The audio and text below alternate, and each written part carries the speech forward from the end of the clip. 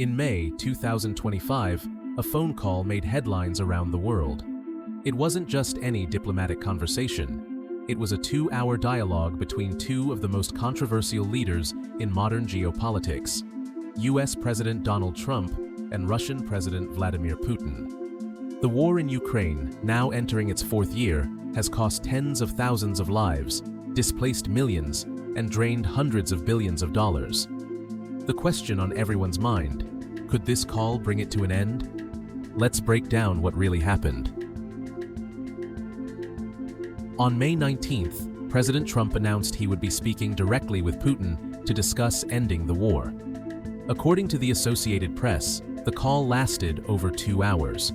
Trump later claimed in a social media post that the two sides would begin immediate ceasefire negotiations. But here's the twist: the Kremlin never confirmed any such breakthrough. In fact, Putin's statement after the call was far more restrained. According to Reuters, he described the conversation as frank and informative, but admitted there was no major breakthrough. He reiterated Russia's stance. Any peace deal must address what he called the root causes of the conflict. Those causes include Ukraine's NATO ambitions, military cooperation with the West, and control over disputed territories like Donetsk and Luhansk. Putin wants Ukraine to give up its bid to join NATO. He wants Ukrainian troops to withdraw from Russian-occupied territories. He also insists on keeping Crimea and large parts of eastern Ukraine under Russian control.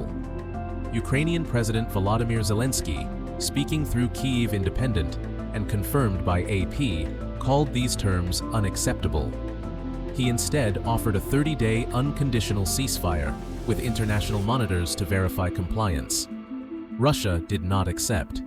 So, despite headlines about talks, there were no agreements, no ceasefire, and no signed framework for peace. Back in Washington, Trump's team said the president believed his force of personality and past dealings with Putin could succeed where previous efforts failed. According to The Atlantic, Trump's advisors claimed he could clear the logjam by personally engaging Putin. But critics saw this as political theater. According to Politico Europe, senior NATO officials expressed concern that Trump was undermining coordinated Western efforts.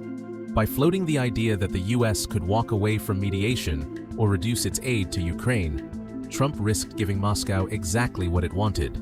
Meanwhile, Trump's vice president, J.D. Vance, said in a Rome press conference that the US was more than open to walking away from negotiations if Putin wasn't serious. But that ambiguity only raised more questions about America's long-term role. While the US tone remained uncertain, Europe moved quickly. On the same day as the Trump-Putin call, the European Union and the United Kingdom announced new sanctions targeting Russia's military-industrial complex.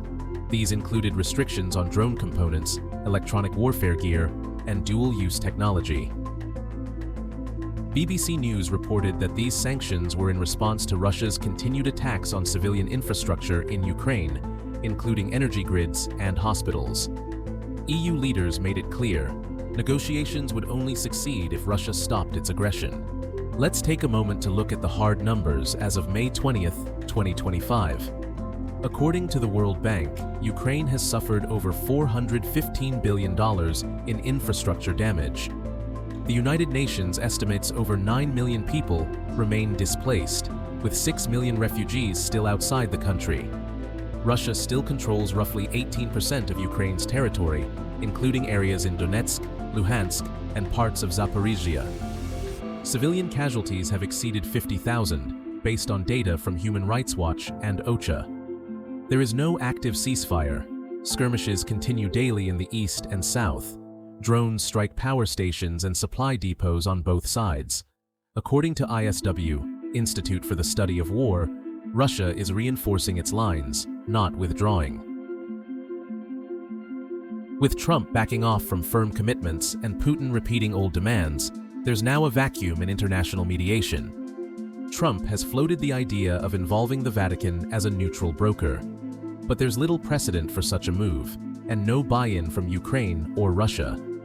The New York Times reported that European leaders are skeptical of religious diplomacy in such a deeply strategic conflict. Meanwhile, Zelenskyy has called for a summit of global democracies to outline a real path to peace, one based on Ukraine's sovereignty and international law. Ukrainian defense forces have successfully struck the Strela radioengineering plant in the Bryansk region. The enterprise, closely linked to the Russian defense complex, was destroyed in a fire following the strike, as reported by the OENT group Cabano. The strike on the Strela plant resulted in its complete incapacitation. Satellite images show that the main production buildings and storage facilities have been destroyed. The plant was engaged in the implementation of contracts for the Russian Ministry of Defense and produced electronic equipment for military needs. The enterprise was located just 10 kilometers from the state border with Ukraine at coordinates 52.3, 19, 126, 34.07, 1653. It specialized in the production of radar and radio equipment, transformers, chokes, coils, interference filters, and other components.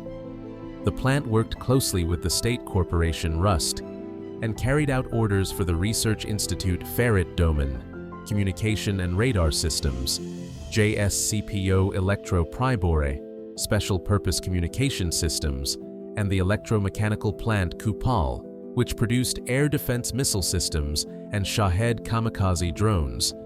In total, the plant fulfilled 124 state contracts worth 172.6 million rubles. The loss of the enterprise will have a significant impact on the Russian defense industry, given its participation in the development of communications and radio electronic systems. This is not the first attack on the plant. Earlier, on November 30th, 2024, Ukrainian drones damaged its production facilities and finished goods warehouse. However, the current strike was much more destructive. The enterprise has effectively ceased to exist. The attack on Strela was part of a series of strikes against the Russian defense industry. Earlier in the Tula region, attack drones damaged two enterprises, Splav and the Instrument Design Bureau, which manufacture multiple launch rocket systems, and Pantsir S-1 air defense systems. Both of these enterprises are also part of the RUSTC Corporation and play an important role in the production of high-precision weapons, air defense systems, and automatic artillery systems for the Russian ground forces and navy. The destruction of the Strela plant demonstrates Ukraine's ability to carry out pinpoint strikes on strategic targets in Russia. The loss of the enterprise, which supplied radar systems and components for air defense systems and kamikaze drones, could reduce the combat capability of Russian troops and weaken the production of modern air defense systems. Experts note that the strike on Strela has not only military, but also symbolic significance. It shows the vulnerability of Russian defense infrastructure, even deep in the rear. The Kremlin clearly underestimated the capabilities of the Ukrainian defense forces to carry out such pinpoint and effective strikes. As Ukraine continues its defense, one region stands as both a shield and a target: Kharkiv. Pushing Russian forces out of nearby villages like Lipy in Kharkiv Oblast might seem like progress, but military experts warn it's not enough. The Russian military still sits close enough to launch artillery and drone attacks on the city. According to retired Ukrainian Colonel Roman Svitan, unless Ukraine takes action beyond its own borders, Kharkiv will never be truly safe. Svitan argues that Ukraine must push into Russian territory, particularly towards Belgorod, a key Russian city near the border. He says a buffer zone of 30 kilometers inside Russia would create enough space to prevent direct shelling of Ukrainian cities like Kharkiv. However, he stresses this doesn't mean Ukrainian soldiers must occupy the area permanently. Just maintaining strong fire control with long-range weapons would be enough. Yet, there's a catch. While advanced air defense systems like the American Patriot could protect Kharkiv, deploying them close to the front line is risky. Russian forces often use Lancet drones to strike at these expensive systems. This has forced Ukraine to hold back on placing Patriots where they're most needed. Still, Svitan points to recent Ukrainian operations near Kursk, another Russian region, as proof that cross-border action is possible. Moving along the Seversky Donets River and targeting Belgorod directly could shift the balance. He notes that even without full air support, Ukrainian artillery with a 30-kilometer range can do significant damage, enough to disrupt Russian supply lines and missile positions. In fact, Ukraine seems to be testing this idea. Just recently, a drone hit a government building in Belgorod, injuring a deputy governor and a Federal Security Service FSB officer, according to Russian officials. Governor Vyacheslav Gladkov confirmed the attack, although Ukraine has not officially taken responsibility. Still, it's part of a wider trend. Cross-border strikes are becoming more frequent. News agencies like Reuters and CNN have reported on the growing number of drone attacks inside Russia. Belgorod Oblast, which borders Kharkiv, Sumy, and Luhansk, has become a major staging area for Russian missile launches. Ukraine is now signaling that if Russia uses this area to attack, it will not remain untouchable. Military analysts say that Ukraine's limited incursions into Russia, though controversial, serve a strategic purpose. By forcing Russia to defend its own territory, Ukraine stretches Russian forces thin, redirecting troops and equipment away from battles in Donetsk or Zaporizhzhia. This was clearly seen during the August 2024 surprise push into Kursk, which disrupted Russian supply routes and may have delayed their operations in eastern Ukraine.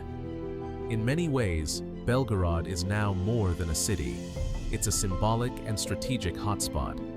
Capturing or neutralizing it would not only help secure Kharkiv, but would also send a message that Russia's homeland is vulnerable too.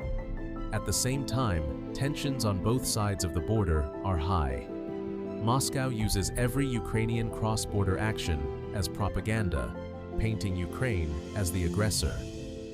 Russian media, especially state-controlled outlets like RT and TASS, quickly publish images of damaged buildings and injured officials, aiming to rally public support and justify further attacks. Back in Ukraine, civilians in Kharkiv continue to live under the constant threat of missile strikes. Schools operate in underground bunkers. Hospitals treat both civilians and soldiers in overwhelmed facilities. But there's also hope. Each successful drone strike on Russian positions, each Ukrainian artillery response, feels like a small step toward security. Meanwhile, in Russia, national sentiment is high. Recently, hundreds of thousands of Russians took part in the Immortal Regiment marches on Victory Day, carrying portraits of relatives who fought in World War II. While the event is meant to honor Soviet sacrifice against Nazi Germany, it's also used by the Kremlin to bolster national pride and justify its current military actions. This year, however, the march was not held in Moscow or border cities like Belgorod due to security reasons. Instead, citizens were encouraged to upload photos online to participate virtually.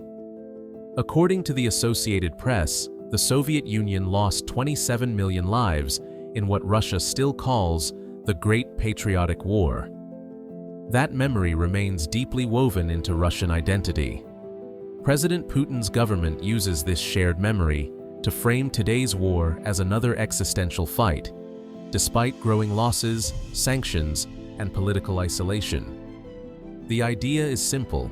If the Soviet Union could defeat Hitler, modern Russia can endure against NATO and Ukraine. As drone warfare, long-range artillery, and propaganda dominate this border war, the battle for Kharkiv and the strikes on Belgorod reveal a painful truth. Peace remains distant. The only way Kharkiv might see safety, according to Ukraine's military leaders, is by ensuring that Russia no longer has the ability or confidence to use its nearby territory as a launch pad for destruction. The conflict has spilled past lines drawn on maps. Now, security means firepower, and territorial defense means offense. For Ukraine, pushing forward may be its only chance at protecting what lies behind.